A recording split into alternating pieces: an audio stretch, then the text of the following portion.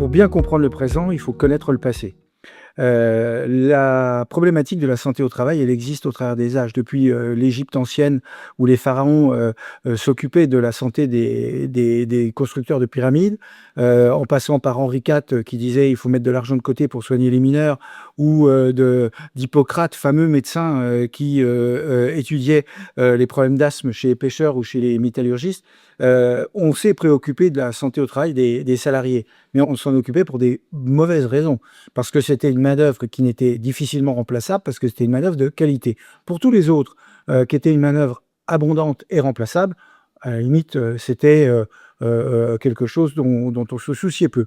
Et puis, il y a eu l'évolution de la révolution industrielle qui a accentué encore plus les choses, puisqu'on est allé vers l'exploitation de l'homme par l'homme, comme a pu le dire Villermé. C'était une idée que la production, elle devait servir l'économie et que finalement, on pouvait casser du salarié. Il y avait une sorte de prime de risque, on les payait un peu plus cher. On subventionnait les accidents et puis finalement, on pouvait y aller tranquillement. Et il y a une évolution de la philosophie au travers de Kant, au travers de Marx, au travers même de Léon XIII, qui à chaque fois ont amené une idée comme celle de la dignité de l'homme, qu'on pouvait pas, la fin ne justifiait pas tous les moyens. Et donc il fallait faire évoluer les choses. Et on a vu se créer au fur et à mesure des lois. Alors la loi sur le travail des enfants, la loi Le Chapelier, la loi sur les accidents du travail. Et tout cela, ça nous a amené à une évolution de la pensée sociale qui se traduit en 1946 avec la création des services de santé au travail. Alors elle vient après la création en 1945 de la sécurité sociale pour soutenir la branche accident du travail. Et donc on s'est dit, accident du travail, ça veut dire qu'on doit suivre l'état de santé des salariés pour prévenir l'accident du travail. Et donc tout va se construire pendant un certain nombre d'années au travers de cette idée d'un droit qui va être un droit protecteur, un droit régulateur. Et puis, il y a des évolutions qui vont être encore plus importantes avec les lois Auroux en 1982, qui créent les CHSCT et qui font intervenir les salariés dans la gestion, la gouvernance paritaire. Et là, on se dit, tiens, le salarié a son mot à dire, on l'institutionnalise, on met le salarié au cœur de l'action, du suivi de l'état de santé des salariés. On va encore attendre quelques années, 2016, ensuite 2021, et là, on devient un service de prévention en santé au travail. C'est-à-dire que là, on va consacrer l'idée qu'on doit prévenir l'évolution de la santé au travail. C'est pas encore la prévention primaire ou globale dans laquelle on va prendre en compte l'état de santé du salarié tout au long de sa vie, et non pas seulement de 7 heures du matin à 18 heures, mais c'est déjà l'idée, au travers du DUERP, au travers de la fiche d'entreprise, l'idée que le chef d'entreprise a la responsabilité, malgré sa volonté de produire plus et ses contraintes économiques, de prendre en compte le suivi de l'état de santé du salarié. Ça veut dire aussi que la contrainte économique, elle est gagnante si le coût de remplacement finalement est plus important que le coût de la prévention. Il faut investir en prévention parce que on garde les compétences dans l'entreprise, on garde la technique de l'entreprise et on conserve une bonne santé et un socle pour l'entreprise.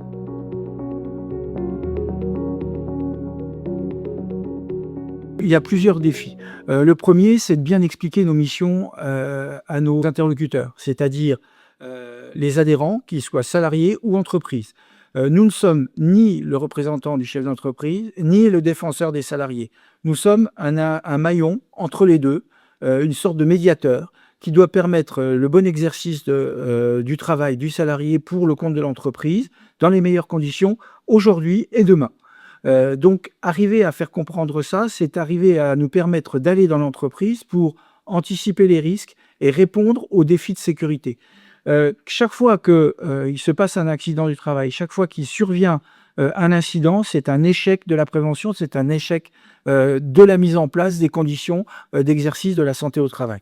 Maintenant, ça suffit pas comme mission. On a aussi une mission de santé publique qui est une sorte d'épidémiologie ou de traçabilité. C'est-à-dire qu'on collecte énormément de données, énormément de data qu'il faut savoir exploiter pour pouvoir faire évoluer la prévention de la santé au travail. On n'a pas vu arriver le scandale de l'amiante. On n'a pas vu arriver tous les problèmes post-Covid, de dépression, de stress. On n'a pas vu arriver l'isolement. Aujourd'hui, le télétravail génère un certain nombre de risques RPS, de risques psychosociaux qu'on n'a pas vu venir. on n'a pas anticipé l'intervention des services de sécurité au travail dans le lieu du télétravail. Et tout ça, ça crée des conditions dans lesquelles il peut survenir une évolution néfaste, négative, aussi bien pour le salarié que pour l'entreprise. Les défis du service de santé au travail, c'est de rester acteur de la santé au travail et de la prévention en santé au travail. Et puis, notre défi peut-être le plus important, c'est d'expliquer au pouvoir public que les sirènes de la modernité, les sirènes de l'argent, les sirènes du dogmatisme sont des sirènes auxquelles il ne faut pas répondre. Il faut s'attacher sur le pont pour pas y aller et puis continuer à tracer sa route parce que la téléconsultation, c'est pas la solution miracle. Les services hors sol avec les mutuelles qui sont à la manœuvre, c'est pas la solution miracle. On voit bien aujourd'hui, au travers des questionnaires d'assurance, la dérive qui pourrait être celle du service de santé au travail si on allait passer des questionnaires pour son suivi de santé au travail en cochant des cases et en remettant ça à une intelligence artificielle qui soit à l'autre bout de la ligne.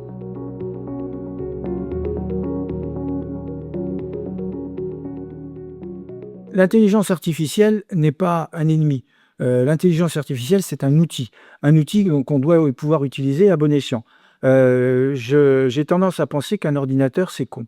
Ça ne répond qu'à ce qu'on lui demande et ça n'a comme activité que tout ce qu'on lui a enseigné. L'intelligence artificielle, ça va un peu plus loin, mais l'intelligence artificielle ne doit pas empêcher à la fois le recul nécessaire à la prise de décision, ça doit faciliter la prise de décision, ça peut donner un avis, ça peut faciliter les calculs, ça peut faciliter la prise en compte d'un certain nombre de données, ça peut nous permettre d'aller beaucoup plus vite dans la prise en compte des données, mais ça ne remplace pas l'humain, ça ne remplace pas l'expérience, ça ne remplace pas le recul. Dans le contact que l'on a face à face avec le salarié dans l'exercice de nos missions, il y a des sensations que l'intelligence artificielle ne pourra pas reproduire. Là, en ce moment, tu es en train de te gratter, tu es en train d'exprimer une réflexion, tu as un intérêt soudain pour ce qu'on est en train de se dire, et on sent que le discours peut faire mouche ou que ça, au contraire, provoque des réflexions. L'intelligence artificielle, même si elle va scruter la pupille, même si elle va avoir les choses, n'aura pas forcément la même sensibilité et la même rendu. Je pense qu'on ne remplacera pas. On aidera, on soutiendra le travail, mais on ne remplacera pas. Par contre, il y a une chose, c'est qu'il faudra être de plus en plus expert pour savoir utiliser l'intelligence artificielle, parce que l'intelligence artificielle introduira des biais ou des erreurs qu'il faudra être expert pour pouvoir débusquer et se rendre compte que c'est des erreurs. Le problème on le voit dans la mauvaise utilisation de l'intelligence artificielle, c'est qu'il y a des erreurs qui sont données par l'intelligence artificielle. Quand on lui fait reconnaître, elle dit « Ah oui, je suis désolé, je n'avais pas compris, j'avais oublié que… » Oui, mais sauf que si on le prend pour argent comptant, on est parti sur quelque chose de totalement faux. Alors, l'erreur restera humaine, mais au moins, l'humain est beaucoup plus sympathique et beaucoup plus poétique que la machine. On utilise l'IA dans le cadre des expertises, des ingénieurs, pour la collation des données, pour la rédaction de certains protocoles, parce que ça va beaucoup plus vite.